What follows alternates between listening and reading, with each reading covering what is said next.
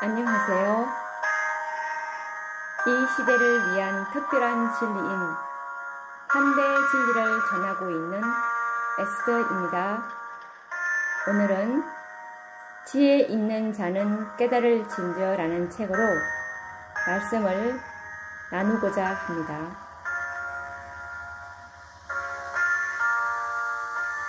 지난 시간에 우리가 계시록 16장에 7장까지 연구를 해보았는데요.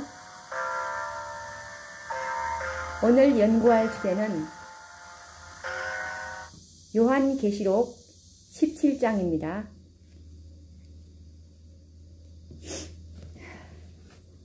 오늘은 계시록 17장을 우리가 자세히 연구해 보도록 하겠습니다. 우선 붉은 짐승과 음녀의 비밀에 대해서 연구해 보고자 합니다. 계시록 17장 1절에서 3절 말씀을 읽어 드리겠습니다. 또 7 대접을 가진 7 천사 중 하나가 와서 내게 말하여 가로되 이리 오라. 많은 물 위에 앉은 큰 음녀에 받을 심판을 내게 보이리라. 땅의 임금들도 그로 더불어 음행하였고 땅에 거하는 자들도 그 음행의 포도주에 취하였다 하고 곧 성령으로 나를 데리고 광야로 가니라. 내가 보니 여자가 붉은빛 짐승을 탔는데 그 짐승의 몸에 참남된 이름들이 가득하고 7 머리와 10 뿔이 있으며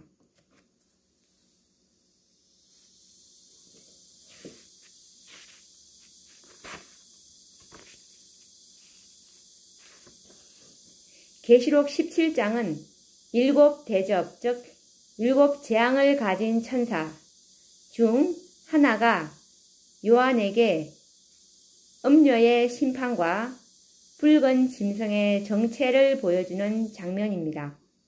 7 대접을 가진 천사는 하나님께로부터 영을 받아 재앙을 이 땅에 내리는 천사들입니다. 그러므로 계시록 17장은 7 재앙과 관련되어 있음을 인지하면서 연구하여야 합니다. 특별히 계시록 17장에는 7째 재앙 중 바로 음녀, 즉 법왕권이 받을 재앙과 멸망을 설명하고 있습니다. 동시에 음녀가 타고 있는 붉은 짐승의 정체와 비밀을 폭로하고 있습니다. 계시록 17장의 핵심을 깨닫고 선명한 이해력을 얻기 위하여 먼저 본문 성경을 충분하게 여러 번 읽어야 합니다. 그렇지 않으면 음녀와 붉은 짐승의 연관 관계를 이해하지 못할 것이며 혼란에서 벗어나지 못하게 됩니다. 두 존재가 하나인 것 같으면서도 결과적으로 다른 존재이기 때문입니다. 어떻게 다른 존재이면서 같은 경험과 역사를 가지고 있는지를 이해하기 위해서는 먼저 본문을 충분하게 읽고 이해해야 합니다. 그러면 붉은 짐승과 음녀, 8째 왕이면서 7 중에 속하는 비밀을 이해하게 될 것입니다. 직접 성경 구절을 보면서 다음과 같이 요약한 말씀들을 확인해 보겠습니다. 우선 계시록 17장의 매 구절의 핵심을 요약해서 설명해 드리겠습니다. 1절의 내용은 음녀가 받을 심판을 보여주십니다. 그리고 2절은 여자, 즉 음녀가 땅의 모든 임금들과 음행하는 말씀입니다. 그리고 3절은 음녀가 7 머리, 10 뿔을 가진 붉은 짐승을 타고 있습니다. 그리고 사주를 보시면 음녀의 음탕스러운 모습이 보이는데 매우 부유해 보입니다. 그리고 오주를 보시면 음녀의 이마에 이름이 기록되어 있는데 그 이름은 비밀이며 큰 바벨론이요 땅의 음녀들의 음이라고 나와 있습니다. 그리고 6절에 보시면 음녀가 성도의 피에 취해 있습니다. 그리고 7절을 보시면 음녀와 붉은 짐승의 비밀을 보이겠다고 약속되어 있는 말씀입니다. 킹제임스 성경에 보면은 여자의 비밀과 짐승의 비밀로 구분되어 있습니다. 그리고 8절에 보시면 붉은 짐승의 비밀이 공개되어 있습니다. 전에는 있었고 시방은 없고 장차는 무저갱에서 나와 멸망으로 들어간다고 나와 있습니다. 그리고 9절에 보시면 7 머리와 여자가 앉은 7 산이 있습니다. 그리고 10절에는 7 왕의 비밀이 있는데 5은 망하고 하나 즉 6째는 있고 다른 즉 7째는 잠깐 동안 있을 것이라고 하면서 아직 이르지 않았다고 나와 있습니다. 그리고 11절에 보시면 붉은 짐승에 관한 예언이 나오는데 전에는 있었고 시방은 없는 짐승은 8째 왕이며 8째 왕이면서 7에 속한 왕인데 나중에 멸망으로 들어간다고 나와 있습니다. 그리고 12절에 보시면 10뿔은 10왕이며 아직 나라를 얻지 못하였고 짐승으로 더불어 잠시 임금처럼 권세를 받는다고 나와 있습니다. 그리고 13절에 보시면 저희 즉 10왕이 짐승 즉 붉은 짐승에게 권세를 준다고 나와 있습니다. 그리고 14절에 보시면 저희는 10왕과 붉은 짐승을 가리키는데 저희가 어린 양과 싸우고 어린 양과 또 그와 함께 있는 자들이 이긴다고 나와 있습니다. 그리고 15절에 보시면 음녀에 앉은 물은 백성과 무리와 열국과 방언들을 상징한다고 나와 있습니다. 그리고 16절에 보시면 10뿔과 붉은 짐승이 음녀를 미워하여 망하게 한다고 나와 있습니다.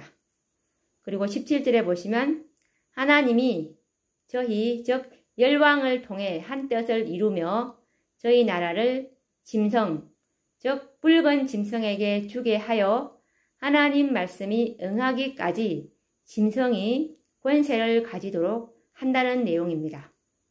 그리고 18절에 보시면 음녀는 땅의 임금 즉 10왕들을 다스리는 큰 성이라고 나와 있습니다. 이처럼 계시록 17장 본문에서는 음녀 그리고 붉은 짐승 그리고 10왕 그리고 세 존재가 언급되어 있음을 보게 됩니다. 먼저 이 세 존재가 무엇인지 아는 것이 중요합니다. 우선 이 세 존재들을 확인해 보도록 하겠습니다. 그러면 계시록 17장의 주역들에 대해서 하나씩 연구해 보도록 하겠습니다. 우선 음녀의 존재가 누구인지 알아보도록 하겠습니다. 우선 계시록 17장 1절을 읽어드리겠습니다. 이리 오라. 많은 물 위에 앉은 큰 음녀에 받을 심판을 내게 보이리라. 음녀는 땅의 임금, 즉 10왕들을 다스리는 큰 성 바벨론이라고 말하고 있으며 또 음녀들의 음이라고 말하고 있습니다. 성경에는 순결한 여인을 하나님의 교회로 상징하고 있으며 음녀란 배도함으로 타락한 교회를 상징하고 있습니다. 그러므로 계시록 18장에 언급되고 있는 음녀는 배도한 법왕권을 말합니다. 또 큰 성 바벨론이라고도 불려집니다. 각 시대의 드랭투 382페이지에 보시면 요한계시록 17장의 여자, 즉 바벨론은 다음과 같이 묘사되어 있습니다. 그 여자는 자주 빛과 붉은 빛 옷을 입고 금과 보석과 진주로 꾸미고 손에 금 잔을 가졌는데 그 이마에 이름이 기록되었으니 비밀이라 큰 바벨론이라 땅의 음녀들과 가증한 것들의 엄이라.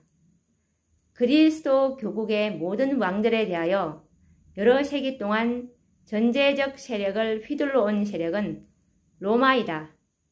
또한 성도들의 피에 취한지라고 기록되어 있는데 그리스도 교를 매우 잔혹하게 박해한 로마교, 즉 북왕권 이외에는 그런 세력으로 인정받을 만한 세력이 없다. 다음 주역으로 이제 붉은 짐승이 누구인지 어떤 존재인지 또 알아보도록 하겠습니다. 우선 계시록 17장 3절을 읽어드리겠습니다. 내가 보니 여자가 붉은 빛 짐승을 탔는데 그 짐승의 몸에 참남된 이름들이 가득하고 7 머리와 10 뿔이 있으며 붉은 짐승은 7 머리와 10 뿔을 가지고 있으며 그 몸에는 참남된 이름들이 가득합니다. 이와 비슷한 짐승에 대하여 계시록 12장 3절과 4절에도 언급하고 있습니다. 계시록 12장 3절, 4절, 9절 말씀을 읽어드리겠습니다. 하늘에 또 다른 이적이 보이니 보라, 한 큰 붉은 용이 있어 머리가 7이요 뿔이 10이라. 그 여러 머리에 7 면류관이 있는데 그 꼬리가 하늘 별 3분의 1을 끌어다가 땅에 던지더라. 용이 해산하려는 여자 앞에서 그가 해산하면 그 아이를 삼키고자 하더니 큰 용이 내어 쫓기니 옛뱀 곧 마귀라고도 하고 사단이라고도 하는 온 천하를 꿰는 자라. 땅으로 내어 쫓기니 그의 사자들도 저와 함께 내어 쫓기니라. 계시록 12장 3절에서 9절 말씀입니다.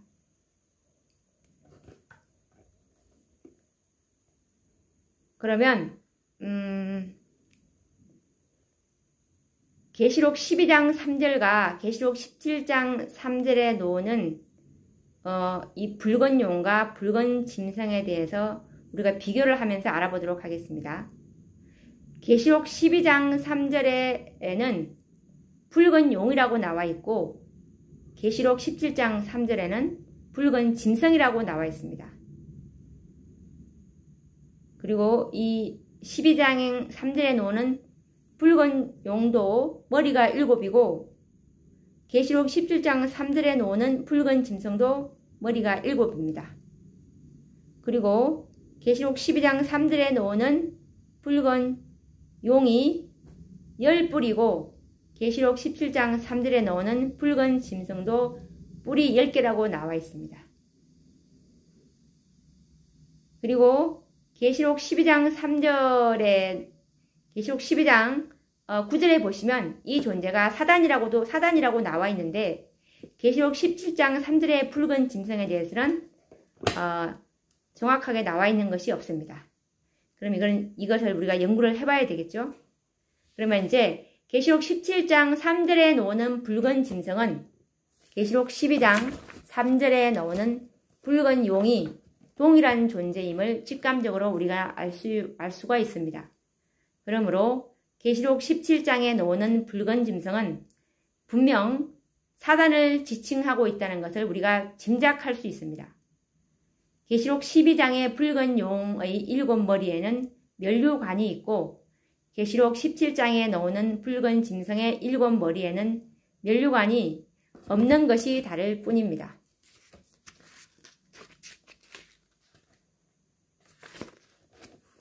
계시록 12장 3절의 붉은 용의 7 머리에는 면류관이 있었습니다. 그것은 사단이 과거에는 7 머리 곧 북방 왕들을 통하여 하나님의 백성들과 싸워 이기고 승리하였습니다. 그러나 계시록 17장 3절의 붉은 짐승의 머리에는 면류관이 없습니다. 그것은 마지막 대쟁투에서는 사단과 북방 왕이 승리하지 못하기 때문에 붉은 짐승의 머리에 면류관이 없는 것이 당연합니다. 그러므로 계시록 17장에 언급된 붉은 짐승은 계시록 12장에 나오는 붉은 용, 즉 사단과 같은 존재임에 틀림이 없습니다. 그런데 계시록 17장에서 붉은 짐승을 설명하면서 전에는 있었다가 시방 없어진 존재로 설명하고 있기 때문에 혼란을 초래하고 있습니다. 마치 머리를 상하였으나 다시 살아날 로마 법왕권의 역사와 동일하게 설명하고 있기 때문입니다.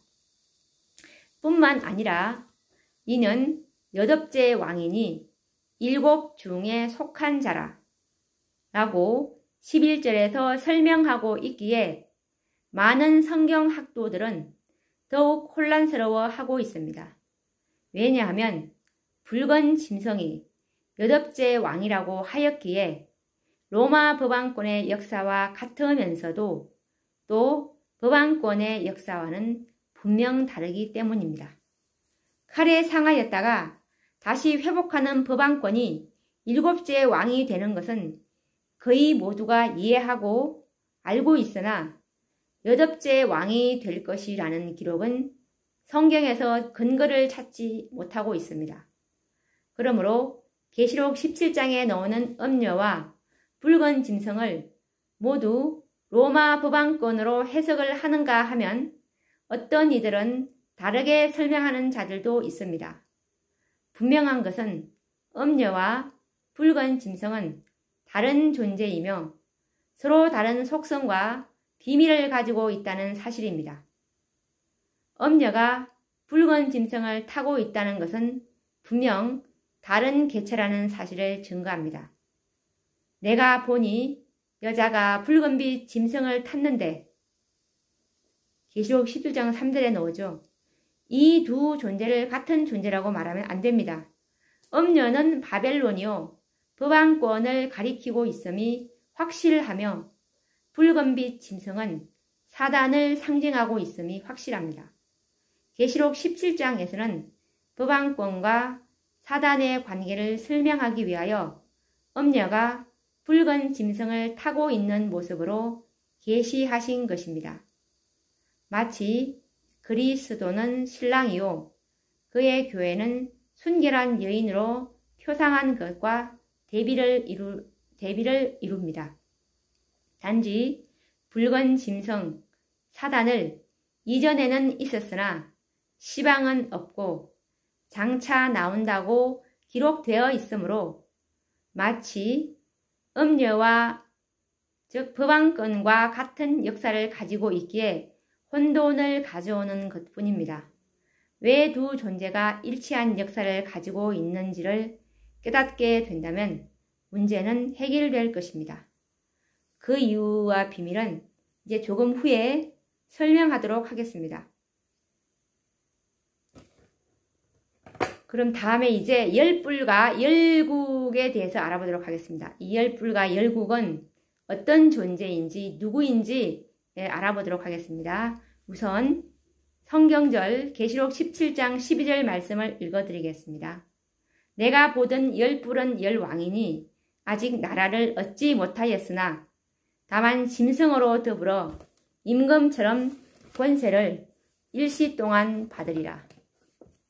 열불은 열왕이며 아직 나라를 얻지 못하였다고 기록하고 있으며 짐승으로 더불어 잠시 임금처럼 권세를 받을 것이라고 말합니다. 통상적으로 열국이라는 말은 세상 모든 나라를 통칭하는 말입니다. 그러나 여기에 언급된 열국이란 미국과 법왕권 세력을 제외한 모든 나라를 표현하는 말이라고 보아야 합니다. 왜냐하면 계시록 17장에서 음녀와 열국을 구분하고 있기 때문입니다. 그러므로 여기서 말하는 열국들은 아마겟돈 전쟁에서 미국과 서방권 세력의 반기를 들고 전쟁에 돌입하는 모든 나라들을 일컫는 말입니다. 이 세상 열국들이 최종 전쟁, 즉 아마겟돈에서 북방왕, 즉 서방권과 그 동맹국들과 싸워서 승리하고 잠시 동안 붉은 짐승과 함께 큰 권세를 가질 것을 알 수 있습니다. 12절을 참조해 보시면 됩니다. 그러나 열국들은 자기 권세를 붉은 짐승에게 주게 될 것이라고 성경은 기록하고 있는데 그 성경지를 확인해 보도록 하겠습니다. 계시록 17장 17절입니다. 하나님이 자기 뜻대로 할 마음을 저희에게 주사 한 뜻을 이루게 하시고 저희 나라를 그 짐승에게 주게 하시되